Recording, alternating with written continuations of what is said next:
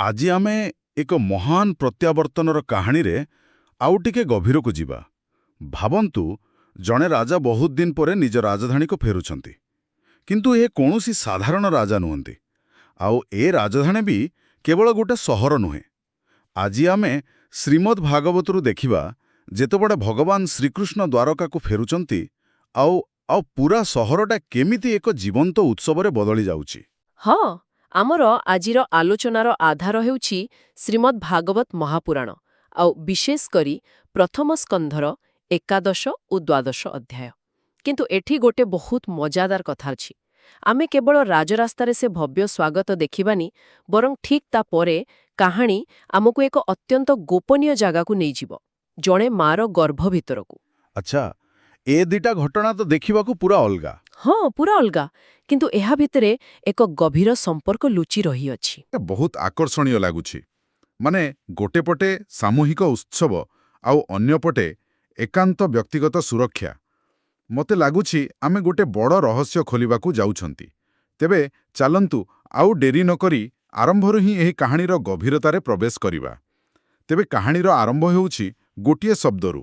ଶ୍ରୀକୃଷ୍ଣ ଦ୍ୱାରକାର ସୀମାରେ ପହଞ୍ଚି ନିଜର ଦିବ୍ୟ ଶଙ୍ଖ ପାଞ୍ଚଜନ୍ୟ ବଜାଉଛନ୍ତି। ସେଇ ଶଙ୍ଖ ଯାହାର ଶବ୍ଦ ଶତ୍ରୁଙ୍କୁ ଭୟଭୀତ କରେ ଆଉ ଭକ୍ତଙ୍କୁ ଆଶ୍ୱାସନା ଦିଏ। କୁହାଯାଏ, ସେଇ ଶବ୍ଦ ଏତେ ଶକ୍ତିଶାଳୀ ଥିଲା ଯେ ତାହା ପ୍ରଜାମାନଙ୍କ ମନରୁ ସବୁ ଦୁଃଖ, ସବୁ ବିଷାଦକୁ ମୁହୂର୍ତ୍ତକରେ ଦୂର କରିଦେଲା। ଏହା କେବଳ ଏକ ଘୋଷଣା ନଥିଲା, ଏହା ଥିଲା ଏକ ଆଶ୍ୱାସନା। ହଁ, ଆଉ ଏଠାରେ ବ୍ୟାସଦେବ ଏକ ଅତ୍ୟନ୍ତ ସୁନ୍ଦର କାବ୍ୟକ ଉପମା ଦେଇଛନ୍ତି। ସେ ଲେଖିଛନ୍ତି, ଶ୍ରୀକୃଷ୍ଣଙ୍କର ଲାଲ ଓଠ, ମାନେ ତାକୁ ସେ ରକ୍ତ ପଦ୍ମ ସହ ତୁଳନା କରିଛନ୍ତି, ଆଉ ସେଇ ପଦ୍ମ ଉପରେ ଶ୍ୱେତବର୍ଣ୍ଣର ସେଇ ଶଙ୍ଖ ଗୋଟିଏ ରାଜହଂସ ପରି ଶୋଭା ପାଉଥିଲା। ୱାଓ! ଦେଖନ୍ତୁ, ଏହା କେବଳ କବିଙ୍କ କଳ୍ପନା ନୁହେଁ, ଏହା ସୂଚାଉଛି ଯେ ସେହି ଶବ୍ଦ ଯେତିକି ଶକ୍ତିଶାଳୀ ଥିଲା, ସେତିକି ମଧୁର ମଧ୍ୟ ଥିଲା। ଆଉ ଯେଉଁମାନେ ସେହି ନାଦ ଶୁଣିଲେ, ସେମାନଙ୍କର ସାଂସାରିକ ଜନ୍ମ ମୃତ୍ୟୁର ଭୟ ମଧ୍ୟ ଦୂର ହୋଇଗଲା। ତେଣୁ ଏହା କେବଳ ରାଜାଙ୍କ ଆଗମନର ସୂଚନା ନଥିଲା। ଏହା ଏକ ଆଧ୍ୟାତ୍ମିକ ଜାଗରଣ ଥିଲା। ଏକଦମ। କି ସୁନ୍ଦର ଚିତ୍ର! ଗୋଟିଏ ଶବ୍ଦରେ ଏତେ ଶକ୍ତି। ତେବେ ଲୋକମାନଙ୍କର ପ୍ରତିକ୍ରିୟା କ'ଣ ଥିଲା? ନିଶ୍ଚୟ ସେମାନେ ଘରୁ ବାହାର ଆସିଦେବେ। ନିଶ୍ଚିତ ଭାବରେ ସେହି ଶବ୍ଦ ଶୁଣିବା ମାତ୍ରେ ଦ୍ୱାରକାବାସୀମାନେ ନିଜ ନିଜ କାମ ଛାଡ଼ିଦେଲେ। ହାତରେ ଯାହା ପାଇଲେ, ନାନା ପ୍ରକାର ଉପହାର ଧରି ରାସ୍ତା ଉପରକୁ ଦୌଡ଼ି ଆସିଲେ।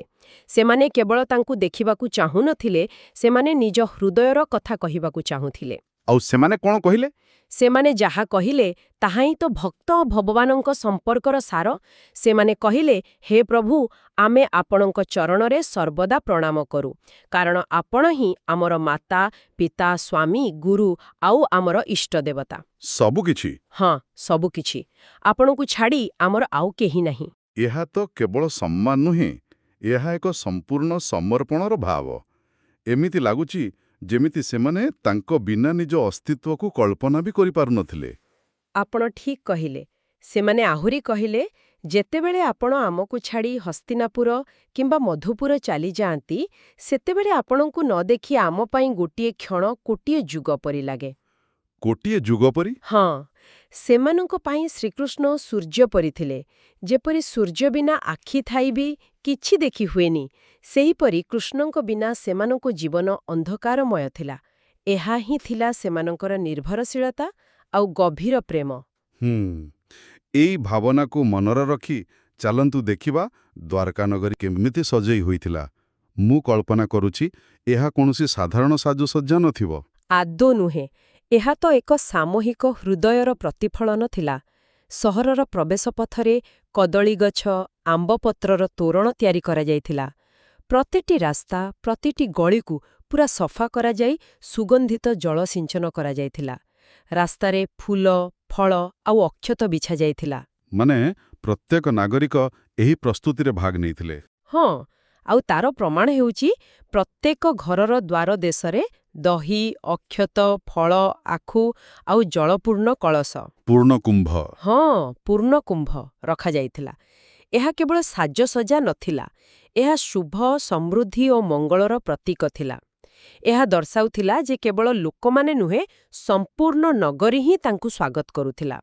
ଏହା ଏକ ସାମୂହିକ ଉତ୍ସବ ଥିଲା ଯେଉଁଠି ପ୍ରତ୍ୟେକ ଘର ପ୍ରତ୍ୟେକ ରାସ୍ତା ସାମିଲ ଥିଲା। କଳ୍ପନା କରିବା କଷ୍ଟ ଯେ ସେଠିକାର ପରିବେଶ କିପରି ଥିବ। ଗୋଟିଏ ପଟେ ବେଦମନ୍ତ୍ର, ଅନ୍ୟପଟେ ନୃତ୍ୟ ଗୀତ, ଆଉ ମଝିରେ ସ୍ୱୟଂ ଭଗବାନ।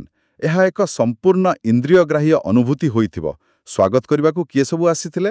ସମାଜର ପ୍ରତ୍ୟେକ ସ୍ତରର ଲୋକ ଥିଲେ। ବସୁଦେବ, ଅକ୍ରୁର, ଉଗ୍ରସେନ, ବଳରାମଙ୍କ ପରି ରାଜପରିବାରର ମୁଖ୍ୟମାନେ ଥିଲେ। କୃଷ୍ଣଙ୍କ ନିଜ ପୁତ୍ର ପ୍ରଦ୍ୟୁମ୍ନ, ସାମ୍ବ ମଧ୍ୟ ଥିଲେ। ଶହ ଶହ ବ୍ରାହ୍ମଣ ବେଦମନ୍ତ୍ର ଉଚ୍ଚାରଣ କରୁଥିଲେ। ଚାରିଆଡ଼େ ଶଙ୍ଖ, ଭେରୀ, ତୁରୀ ଆଦି ବାଦ୍ୟ ବାଜୁଥିଲା। ଏପରିକି ହଜାର ହଜାର ସୁନ୍ଦରୀ ବାରାଙ୍ଗନା, ନଟ, ନର୍ତ୍ତକ ଓ ଗାୟକମାନେ ଶ୍ରୀକୃଷ୍ଣଙ୍କର ଅଦ୍ଭୁତ ଚରିତ ଗାନ କରି ଆଗେଇ ଚାଲିଥିଲେ। ଏତେ ବଡ଼, ଏତେ ଭବ୍ୟ ସ୍ୱାଗତ ପରେ ଜଣେ ରାଜା ବା ନେତାଙ୍କ ମନରେ ସାମାନ୍ୟ ଗର୍ବ ଆସିବା ସ୍ୱାଭାବିକ। କିନ୍ତୁ ଶ୍ରୀକୃଷ୍ଣଙ୍କ ପ୍ରତିକ୍ରିୟା କ'ଣ ଥିଲା? ଏଇଠି ହିଁ ତାଙ୍କର ମହାନତା ଦେଖିବାକୁ ମିଳେ। ସେ ଏହିସବୁ ଦେଖି ଗର୍ବରେ ଛାତି ଫୁଲେଇ ଚାଲୁନଥିଲେ, ବରଂ ସେ ପ୍ରତ୍ୟେକ ବ୍ୟକ୍ତିକୁ ତାର ଯୋଗ୍ୟତା ଅନୁସାରେ ସମ୍ମାନ ଦେଉଥିଲେ। ସେ ଗୁରୁଜନଙ୍କୁ ମୁଣ୍ଡ ନୁଆଇ ପ୍ରଣାମ କଲେ, ସାଙ୍ଗମାନଙ୍କୁ ଆଲିଙ୍ଗନ କଲେ, କନିଷ୍ଠମାନଙ୍କ ସହ ହାତ ମିଳାଇଲେ, ଆଉ ଅନେକଙ୍କୁ ଦେଖି କେବଳ ସ୍ନେହଭରା ମନ୍ଦହାସ୍ୟଟିଏ ଦେଲେ। ଗ୍ରନ୍ଥରେ ସ୍ପଷ୍ଟ ଉଲ୍ଲେଖ ଅଛି, ଚାଣ୍ଡାଳଠାରୁ ଆରମ୍ଭ କରି ବ୍ରାହ୍ମଣ ପର୍ଯ୍ୟନ୍ତ ସମସ୍ତଙ୍କୁ ସେ ସନ୍ତୁଷ୍ଟ କରିଥିଲେ। ଏହା ତାଙ୍କର ସମଦର୍ଶୀ ଭାବକୁ ପ୍ରମାଣିତ କରେ। ତାଙ୍କ ଦୃଷ୍ଟିରେ କେହି ଛୋଟ ବା ବଡ଼ ନଥିଲେ। ଏକଦମ। ଏହାପରେ ସେ ନିଶ୍ଚୟ ନିଜ ରାଜପ୍ରାସାଦକୁ ଗଲେ। ସେଠାକାର ଦୃଶ୍ୟ କିପରି ଥିଲା? ହଁ, ରାଜମାର୍ଗରେ ସମସ୍ତଙ୍କର ଅଭିନନ୍ଦନ ଗ୍ରହଣ କରି ସେ ନିଜ ରାଜଭବନରେ ପ୍ରବେଶ କଲେ। ସେଠାରେ ସେ ପ୍ରଥମେ ନିଜ ମାତାମାନଙ୍କୁ, ବିଶେଷ କରି ମାତା ଦେବକୀଙ୍କୁ ସାକ୍ଷାତ କଲେ। ପୁଅକୁ ଏତେ ଦିନ ପରେ ଦେଖି ସେମାନଙ୍କର ସ୍ନେହ ଏତେ ପ୍ରବଳ ଥିଲା ଯେ ବର୍ଣ୍ଣନାରେ କୁହାଯାଇଛି, ସେମାନଙ୍କର ସ୍ତନରୁ ଆପେ ଆପେ କ୍ଷୀର ଝରିବାକୁ ଲାଗିଲା। ସେମାନଙ୍କ ଆଖିରୁ ଆନନ୍ଦର ଲୁହ ଝରି ଆସିଲା, ଆଉ ସେଥିରେ କୃଷ୍ଣ ପୂରା ଭିଜିଗଲେ। ଏହା ଏକ ଅତ୍ୟନ୍ତ ମାନବୀୟ ମୁହୂର୍ତ୍ତ। ଏଠାରେ ସେ ଜଗତର ନାଥ ନୁହନ୍ତି, କେବଳ ଜଣେ ପୁଅ। ଏହା କ'ଣ ଦର୍ଶାଉଛି ଯେ ଭଗବାନଙ୍କ ପାଇଁ ମଧ୍ୟ ଏହି ମାନବୀୟ ସମ୍ପର୍କଗୁଡ଼ିକର ମହତ୍ତ୍ୱ ରହିଛି? ନିଶ୍ଚୟ। ଏହା ଦର୍ଶାଏ ଯେ ସେ ପ୍ରତ୍ୟେକ ସମ୍ପର୍କକୁ ପୂର୍ଣ୍ଣତାର ସହ ନିର୍ବାହ କରନ୍ତି। ମା ପାଖରେ ସେ ସମ୍ପୂର୍ଣ୍ଣ ଭାବେ ପୁତ୍ର। ସେହି ମାତୃସ୍ନେହ ଆଗରେ ତାଙ୍କର ଐଶ୍ୱର୍ଯ୍ୟ ଗୁଣ ସେହି ମୁହୂର୍ତ୍ତ ପାଇଁ ଗୌଣ ହୋଇଯାଇଛି। ଆଉ ଏହା ପରେ ଆସୁଛି ସବୁଠାରୁ ଆଶ୍ଚର୍ଯ୍ୟଜନକ ଘଟଣା। ତାହା କ'ଣ? ମୋର ଅନୁମାନ ଏହା ତାଙ୍କର 16,108 ପତ୍ନୀଙ୍କ ସହ ସାକ୍ଷାତକୁ ନେଇ। ଏତେ ଲୋକଙ୍କୁ ସେ ଏକା ସାଙ୍ଗରେ କିପରି ଭେଟିଲେ? ଏଇଠି ହିଁ ତାଙ୍କର ଯୋଗମାୟାର ପ୍ରଭାବ ଦେଖିବାକୁ ମିଳେ। ସେ ଏକା ସମୟରେ 16,108ଟି ରୂପ ଧାରଣ କଲେ। 16,108? ହଁ, ଆଉ ପ୍ରତ୍ୟେକ ପତ୍ନୀଙ୍କ ମଧ୍ୟକୁ ଏକା ସାଙ୍ଗରେ ପ୍ରବେଶ କଲେ। ଫଳରେ ପ୍ରତ୍ୟେକ ରାଣୀ ଅନୁଭବ କଲେ ଯେ ଶ୍ରୀକୃଷ୍ଣ କେବଳ ତାଙ୍କରି ପାଖକୁ ହିଁ ପ୍ରଥମେ ଆସିଛନ୍ତି। ଏହା ଏକ ଚମତ୍କାର ପରି ଲାଗୁଛି, କିନ୍ତୁ ଏହା ପଛରେ ନିଶ୍ଚୟ ଏକ ଗଭୀର ତତ୍ତ୍ୱ ଥିବ। ହଁ, ଏହା କେବଳ ଏକ ଚମତ୍କାର ନୁହେଁ। ଏହାର ମୂଳ ତତ୍ତ୍ୱ ହେଉଛି ଭଗବାନଙ୍କ ଅସୀମ ବ୍ୟକ୍ତିଗତ ସମ୍ପର୍କ। ଏହା ଏକ ପ୍ରତିଶ୍ରୁତି ଯେ ଦିବ୍ୟତା କୌଣସି ସୀମିତ ସମ୍ବଳ ନୁହେଁ। ଏହା ପ୍ରତ୍ୟେକ ବ୍ୟକ୍ତି ପାଇଁ ଏକା ସାଙ୍ଗରେ ସମ୍ପୂର୍ଣ୍ଣ ଭାବେ ଉପଲବ୍ଧ। ଯେପରି ପ୍ରତ୍ୟେକ ରାଣୀ ଅନୁଭବ କଲେ ଯେ କୃଷ୍ଣ କେବଳ ତାଙ୍କର, ସେହିପରି ପ୍ରତ୍ୟେକ ଭକ୍ତ ଅନୁଭବ କରିପାରିବ ଯେ ଭଗବାନ କେବଳ ତା ପାଇଁ ଅଛନ୍ତି। ଅବିଭକ୍ତ ଭାବରେ? ଏକଦମ ଅବିଭକ୍ତ ଭାବରେ। ତାହେଲେ ରାଣୀମାନଙ୍କର ପ୍ରତିକ୍ରିୟା କ'ଣ ଥିଲା? ତାଙ୍କୁ ଦେଖିବା ମାତ୍ରେ ସେମାନଙ୍କ ମନରେ ଏକା ସାଙ୍ଗରେ ଲଜ୍ଜା, ଆନନ୍ଦ ଏବଂ ପ୍ରେମର ଭାବ ଜାଗ୍ରତ ହେଲା। ସେମାନେ ନିଜର ଆସନ ଛାଡ଼ି ଉଠି ପଡ଼ିଲେ ଏବଂ ପ୍ରଥମେ ନିଜ ମନ ଭିତରେ, ଆଖିରେ ଆଉ ତାପରେ ଶରୀରରେ ତାଙ୍କୁ ଆଲିଙ୍ଗନ କଲେ। ଗ୍ରନ୍ଥରେ କୁହାଯାଇଛି, ସେମାନଙ୍କର ପ୍ରେମ ସର୍ବଦା ନବ ବା ନିତ୍ୟ ନୂତନ ଥିଲା। ତାହା କେବେ ପୁରୁଣା ହେଉନଥିଲା। କିନ୍ତୁ ଏଠି ଗୋଟେ ପ୍ରଶ୍ନ ଆସୁଛି, ଯଦି ପ୍ରେମ ଏତେ ଗଭୀର ଥିଲା, ତେବେ ସେମାନେ କ'ଣ ତାଙ୍କୁ ବାନ୍ଧି ପାରୁଥିଲେ? ଏହା ଏକ ଗୁରୁତ୍ୱପୂର୍ଣ୍ଣ ପ୍ରଶ୍ନ, ଆଉ ଉତ୍ତର ହେଉଛି ନା। ଗ୍ରନ୍ଥ ସ୍ପଷ୍ଟ କରେ ଯେ ନିଜର ଏତେ ଗଭୀର ଓ ନିତ୍ୟନୂତନ ପ୍ରେମରେ ମଧ୍ୟ ସେମାନେ କୃଷ୍ଣଙ୍କୁ ବାନ୍ଧି ପାରିଲେ ନାହିଁ। କାହିଁକି? କାରଣ ସେ ହେଉଛନ୍ତି ନିର୍ଲିପ୍ତ। ସେ ସମସ୍ତଙ୍କ ସହିତ ଥାଇ ମଧ୍ୟ ସବୁଥିରୁ ଅଲଗା। ସେ ଜଣେ ସାଧାରଣ ସ୍ୱାମୀ ପରି ବ୍ୟବହାର କରୁଥିଲେ, କିନ୍ତୁ ସେ କୌଣସି ସାଂସାରିକ ବନ୍ଧନରେ ବାନ୍ଧି ହୋଇନଥିଲେ।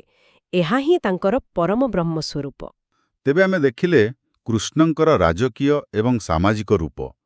ତାଙ୍କ ପ୍ରତ୍ୟାବର୍ତ୍ତନ କିପରି ଏକ ସାମୂହିକ ଆନନ୍ଦର ପର୍ବ ଥିଲା। କିନ୍ତୁ ଭାଗବତ ଏଠାରେ ଏକ ଅଦ୍ଭୁତ ମୋଡ଼ ନିଏ। ଏହି ସାମୂହିକ ଉତ୍ସବ ପରେ କାହାଣୀ ଆମକୁ ଏକ ଅତ୍ୟନ୍ତ ବ୍ୟକ୍ତିଗତ ଏବଂ ଗୋପନୀୟ ସ୍ଥାନକୁ ନେଇଯାଏ, ଜଣେ ମାଆର ଗର୍ଭକୁ। ଏହା ଦର୍ଶାଏ ଯେ ସେ ଯେତିକି ବଡ଼ ରାଜା ସେତିକି ସୂକ୍ଷ୍ମ ରକ୍ଷାକର୍ତ୍ତା ମଧ୍ୟ। ଏକଦମ ଠିକ୍। ଏବେ ଆମେ ଦ୍ୱାଦଶ ଅଧ୍ୟାୟକୁ ଆସିବା, ଯାହାର ପୃଷ୍ଠଭୂମି ସମ୍ପୂର୍ଣ୍ଣ ଭିନ୍ନ। କୁରୁକ୍ଷେତ୍ର ଯୁଦ୍ଧ ସରିଯାଇଛି, କିନ୍ତୁ ଦ୍ରୋଣାଚାର୍ଯ୍ୟଙ୍କ ପୁତ୍ର ଅଶ୍ୱତ୍ଥାମାର ପ୍ରତିଶୋଧର ନିଆଁ ଲିଭିନାହିଁ। ସେ ପାଣ୍ଡବ ବଂଶକୁ ସମ୍ପୂର୍ଣ୍ଣ ନିପାତ କରିବା ପାଇଁ ଅଭିମନ୍ୟୁଙ୍କ ପତ୍ନୀ ଉତ୍ତରାର ଗର୍ଭ ଉପରେ ବ୍ରହ୍ମାସ୍ତ୍ର ପ୍ରୟୋଗ କରିଛି। ଯାହା ସେ ଯୁଗର ସବୁଠାରୁ ବିନାଶକାରୀ ଅସ୍ତ୍ର ଥିଲା। ହଁ, ଆଉ ସେହି ଅସ୍ତ୍ରର ପ୍ରଭାବ କ'ଣ ହେଲା ତାପରେ? ସେହି ବ୍ରହ୍ମାସ୍ତ୍ରର ପ୍ରଚଣ୍ଡ ତେଜରେ ଦିଗବିଦିଗ ଜଳିବାକୁ ଲାଗିଲା। ଏହା ଦେଖି ଉତ୍ତରା ଭୟରେ ତ୍ରାହିମାଂ ବା ମୋତେ ରକ୍ଷା କର ବୋଲି ଡାକ ପକାଇଲା। ସେ ସିଧାସଳଖ ଶ୍ରୀକୃଷ୍ଣଙ୍କୁ ହିଁ ଡାକିଲା, ଆଉ ଭାବଗ୍ରାହୀ ପ୍ରଭୁ ତତ୍କ୍ଷଣାତ୍ ସେଠାରେ ପହଞ୍ଚିଗଲେ। ଏହା ପୁଣି ଥରେ ପ୍ରମାଣିତ କରେ ଯେ ଭକ୍ତର ଆକୁଳ ଡାକରେ କୌଣସି ବିଳମ୍ବ ହୁଏ ନାହିଁ। ଠିକ୍। ଏହାପରେ ଯାହା ଘଟିଲା ତାହା ଅବିଶ୍ୱାସନୀୟ। ଶ୍ରୀକୃଷ୍ଣ କ'ଣ କଲେ? ସେ ଏକ ଅଙ୍ଗୁଷ୍ଠି ପରିମାଣର ଅର୍ଥାତ୍ ବୁଢ଼ା ଆଙ୍ଗୁଠି ଆକାରର ଏକ ସୂକ୍ଷ୍ମ ଶରୀର ଧାରଣ କଲେ ଏବଂ ଉତ୍ତରାର ଗର୍ଭ ମଧ୍ୟରେ ପ୍ରବେଶ କଲେ। ଗର୍ଭ ଭିତରେ? ହଁ, ଗର୍ଭ ଭିତରେ ସେଇ ଘନଶ୍ୟାମ ରୂପର ଚାରି ହାତରେ ଶଙ୍ଖ, ଚକ୍ର, ଗଦା ଆଉ ପଦ୍ମ ଥିଲା। ସେ ସୁନାର ବସ୍ତ୍ର ପିନ୍ଧିଥିଲେ, ମୁଣ୍ଡରେ ମୁକୁଟ ଥିଲା ଆଉ କାନରେ କୁଣ୍ଡଳ ଝଲସୁଥିଲା। ଆଉ ସବୁଠୁ ବଡ଼ କଥା, ସେ କ୍ରୋଧରେ ନିଜ ଗଦାକୁ ଏତେ ଦ୍ରୁତ ଗତିରେ ଘୁରାଉଥିଲେ ଯେ ତାହା ଏକ ଜ୍ୱଳନ୍ତ ଅଗ୍ନିଚକ୍ର ପରି ଦେଖାଯାଉଥିଲା। ଏହି ଦୃଶ୍ୟକୁ କଳ୍ପନା କଲେ ହିଁ ଦେହ ଶୀତେଇ ଯାଉଛି। ତାପରେ କ'ଣ ହେଲା? ସେହି ଗଦା କ'ଣ ବ୍ରହ୍ମାସ୍ତ୍ରକୁ ରୋକିପାରିଲା? ନିଶ୍ଚୟ। ସେଇ ଘୁରୁଥିବା ଗଦାର ତେଜ ବ୍ରହ୍ମାସ୍ତ୍ରର ତେଜକୁ ସମ୍ପୂର୍ଣ୍ଣ ଭାବେ ନଷ୍ଟ କରିଦେଲା। ଏଠାରେ ପୁଣି ଏକ ସୁନ୍ଦର ଉପମା ଦିଆଯାଇଛି। ଠିକ୍ ଯେପରି ସୂର୍ଯ୍ୟ ଉଦୟ ହେଲେ କୁହୁଡ଼ି ଆପେ ଆପେ ମିଳେଇଯାଏ, ସେହିପରି ଭଗବାନଙ୍କ ଶକ୍ତି ଆଗରେ ବ୍ରହ୍ମାସ୍ତ୍ରର ତେଜ ତୁଚ୍ଛ ହୋଇଗଲା। ଏହିପରି ଭାବରେ ସେ ଗର୍ଭସ୍ଥ ଶିଶୁକୁ ରକ୍ଷା କଲେ। ତେବେ ଗର୍ଭ ଭିତରେ ଥିବା ସେହି ଶିଶୁର ଅନୁଭୂତି କ'ଣ ଥିଲା?